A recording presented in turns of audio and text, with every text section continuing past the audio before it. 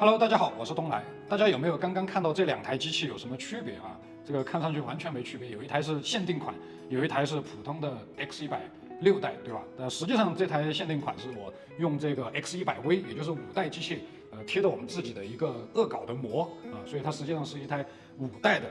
X100。然后的话呢，这个 X100这个机型啊，我确实是从很多年前就开始玩了。我正儿八经用它好好拍照，应该是在16年初。当时我在这个澳大利亚，然后用它拍了很多这个街道的场景，然后甚至还拍了一些这个星空，甚至当时我还拍到了这个南半球的这种红色的极光。当时那台机器还没有现在这么火爆，然后我当时用它也确实算吸引了不少人来围观吧。因为当时富士，你看啊，在大概8年前，对吧？8年前，当时富士的这个胶片模拟 JPG 直出就已经非常的这个怎么讲，非常的出名吧。因为那个时候很多人，特别是对于一些摄影小白，或者说你哪怕是老发师，我不愿意多花时间去做这个后期，那我通过这个富士的胶片模拟，就能直接非常方便的得到一些很漂亮的照片。因为大家知道这个富士啊，他们做这个胶卷、彩色胶卷、黑白胶卷已经做了很多年，所以说这个实际上他们在这个调这个颜色的经验确实是非常的丰富。我先来聊一下这台X100V，也就是第5代。这台机器呢是在2020年年初的时候上市的。我记得当时这台机器上市的时候，正好是这个 X100系列10周年的样子。然后呢，其实第5代相比前4代来讲，它的提升算是非常大的。为啥？因为它最核心的就是，你看用了10年的这支352的这支镜头啊，准确讲其实应该是232，只不过等效了以后是352的镜头。在用了10年以后，第一次做光学上面的更新，它也是一个非球面镜，所以这个5代算是提升很大的一代。这个在成像方面是有一个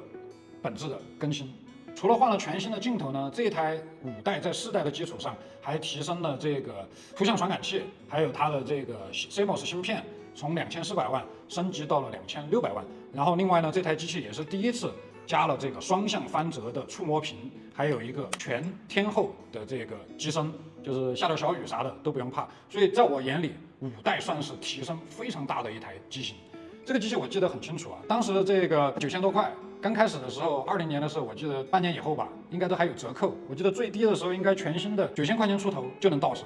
但是没想到，对吧？这个过去2-3年，这个 X100V 在它这个6代上来之前，它的价格居然都已经炒到了1万2-3吧，大概。所以说这个机器真的是理财产品，对吧？理财产品。好，这个是5代。那我们接着来说最近新上的这个 X100 代啊，这个真的是万众瞩目的机型，这个也被戏称为电子茅台，因为你想要购买它，就算是普通版本，可能都需要一些抽签才能买到它。然后呢，甚至它还有一个周年纪念款，哇，那个真的是活生生的要各种抽签。很离谱，所以这个机器也算是一个现象级别的产品。这个 X100 代呢，相比5代也做了几处提升。首先第一个也是传感器和这个处理器有更新，最明显就是从2600万像素提升到了一个4000万的像素。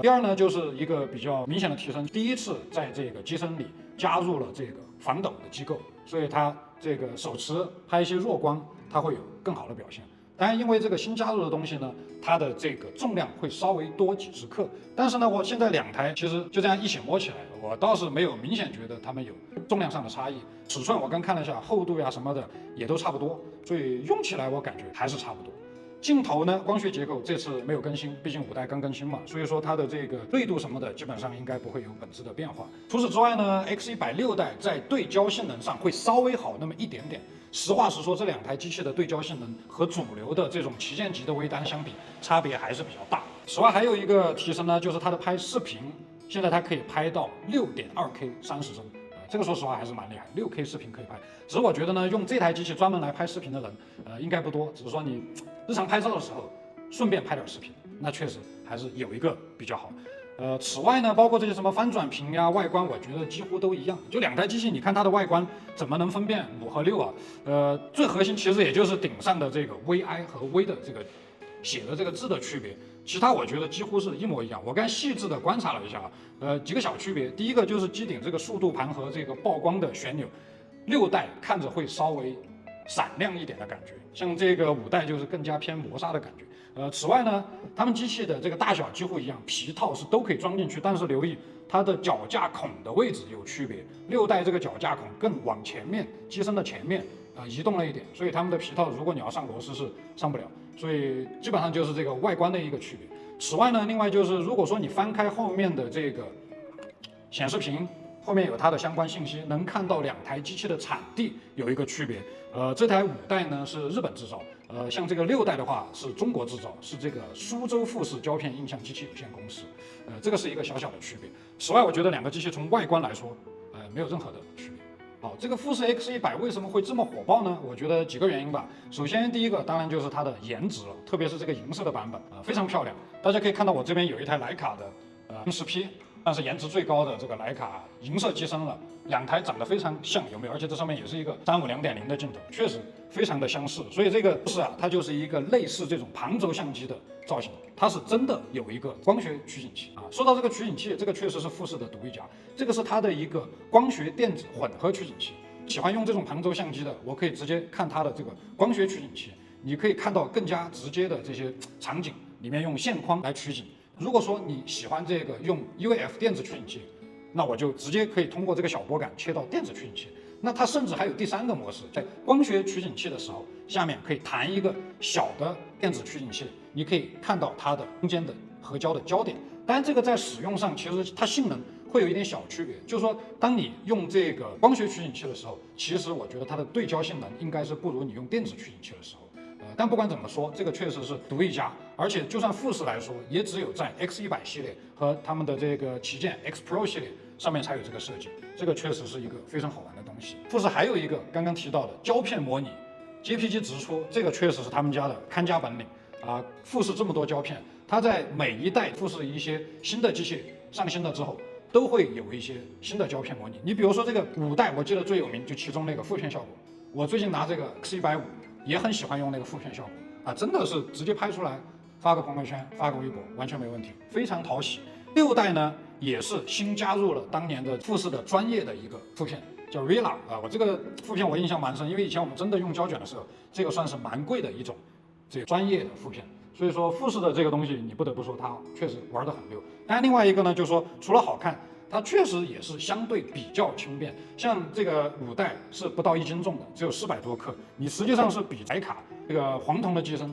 确实还要重不少。就算是徕卡最新的 M11 把这个黑色做成了铝合金的顶盖，降低了不少的重量，但是它还是有500多克的机身吧，你再随便加个镜头，怎么着也得200克的样子。所以说富士从便携的角度来说，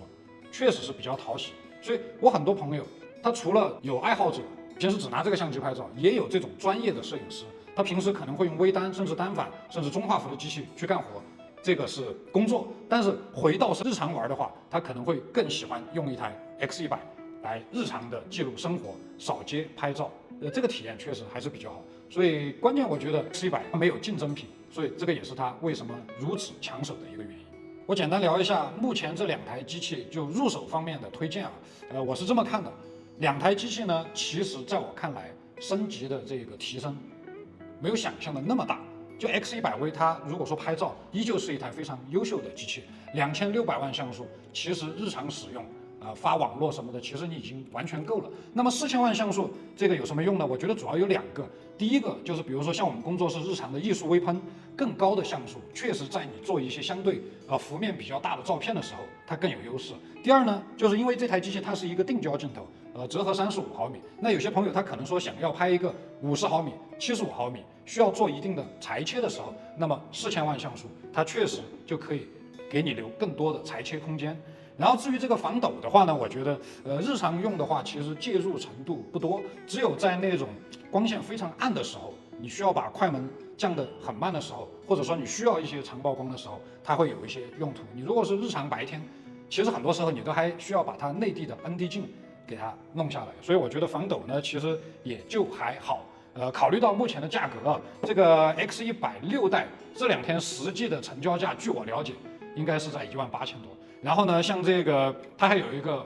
限量款那个就更夸张了，25000往上走，完全没毛病真的是叫电子茅台，一点问题没有。那么回头来看这个 X100V 呢，现在毕竟热度下来一些，同时还是有很多人出二手，所以它价格相对还是会稍微温柔一点，差不多1万来块吧，应该能收到一台成色不错的二手。从实用的角度来说，我觉得这个应该完全够用，包括我自己这都刚刚买了一台来玩。所以呢，这个机器我觉得更适合就当成一个日常使用，并不是那种干主力活的这种备用机，还是挺合适的。只是说呢，价格炒得太高的话，我觉得确实也没有太大的必要了。因为这个机器，说实话，我觉得现在和这个徕卡一样，已经拥有一些社交属性了。时尚潮人啊，小姐姐啊，小哥哥，确实，哪怕是不怎么拍照的朋友，至少从这个颜值来看，它都是非常好的一个装饰品。所以不差钱，喜欢最新款的朋友，那你直接买6代就好。不然的话，我觉得5代其实已经非常够用。希望这个富士啊，能尽快把这个产量也提起来。这种加价的怪象，我觉得还是有问题。OK， 今天呢就和大家简单的聊这几句关于 X100。这台机器我觉得还是蛮有意思的，值得一玩。只是说大家理性对待价格。好的，我们下次再见。